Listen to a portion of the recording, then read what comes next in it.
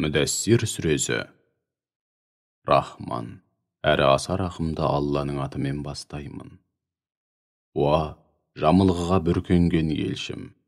Тұр, ел жұртқа ескерт, Раббыңның теңдессіз, шексіз ұлылығын жария ет. Киіміңді тазарт, ластық атаулыдан аулақ бол. Атқарған қызметіңді, істеген жақсылықтарыңды көп көріп міндетсін бе? Алла және адамзат алдындағы міндетіңді атқаруда қандай қиындыққа душар болсаң да, Раббың үшін сабыр ет. Өйткені күндердің күнінде Исрафил періштенің сырнайы сур үрленгенде, міне, сол күн өте ауыр күн болады. Әсіресе кәпірлерге жеңіл тимейді.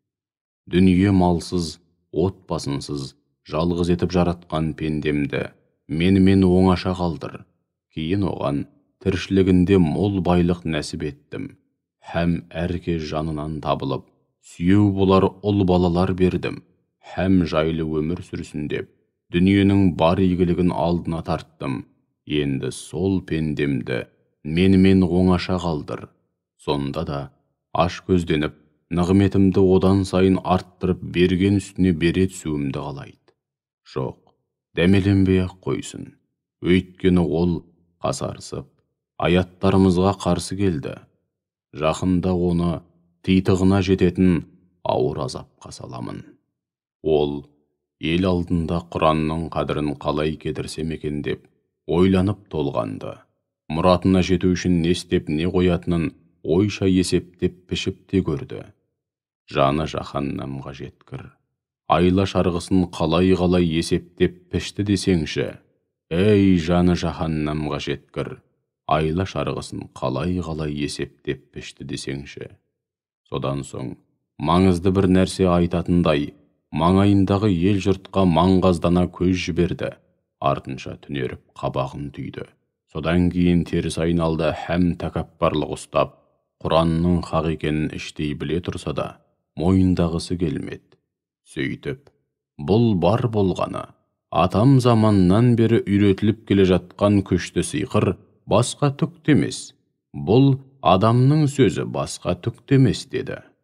Мен оны көп замай-ақ шыжғырылып жансын деп сахарға тастаймын.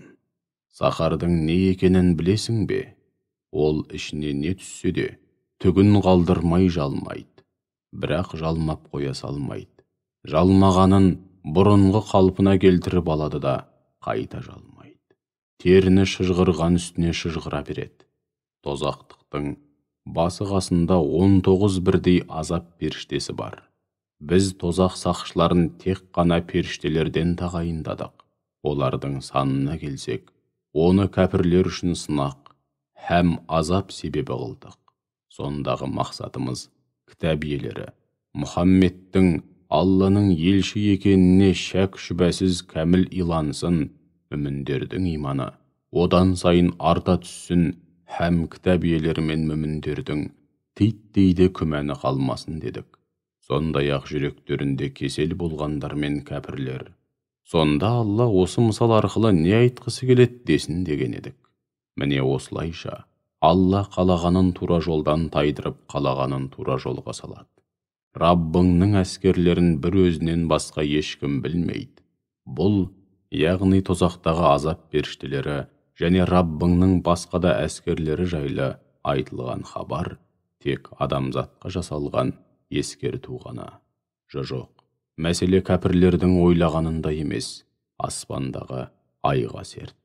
Түндігі түрле бастаған түнге серт. Қылаң берген таңға серт. Шүбәсіз ол, яғни Құран, Алланың ұлы нышандарының бірі һәм бірегейі, адамзат үшін ерен ескертуші. Араларыңнан иман келтіріп, игі істер істеп, алға озғысы келетіндер үшін де, күпірлік пен күнәға батып артта қалуды таңдағандар үшін де ерен ескертуші. Әркім өз тапқанының, өз ісінің тұтқыны, яғни жұмаққа кірген әрбір жан, дүниеде тапқан сауабына һәм иманының дәрежесіне қарай нығметке бөленеді. Сондай-ақ тозаққа түскен әрбір күнәһар да өз қолымен тапқан күнәлері мен күпірлігінің деңгейіне қарай азап тартады. Ал амал дәптерін оң жағынан алатын асхабул яминнің жөні бөлек.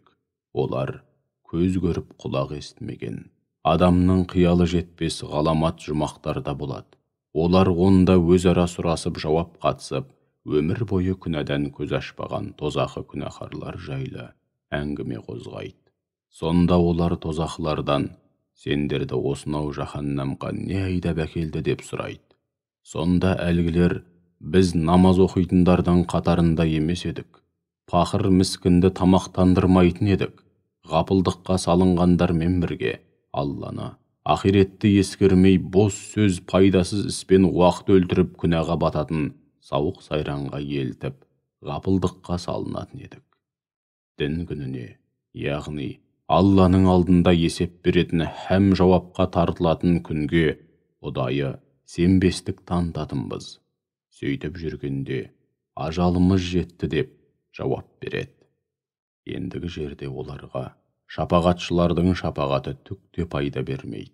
Осынау насихат һәм ескерту болған Құраннан теріс айналып қашатындай оларға не көрінген? Олар бейне бір үріккен жабайы есек сияқты, үркіп арыстаннан қашқан жабайы есек сияқты. Олардың әрқайсысы өзіне Құран сияқты парақталған кітап берілгенін қалайды. Жоқ, ол мүмкін емес. Расында олар ақиреттен қорықпайды. Ол жаққа барғанда жағдайым не болар екен деп қам жемейді. Жоқ, ол мүмкін емес. Шүбәсіз бұл Құран ерен насихат һәм ескертуші. Қалаған жан оны оқиды, оған ой жүгіртіп ғибрат алады.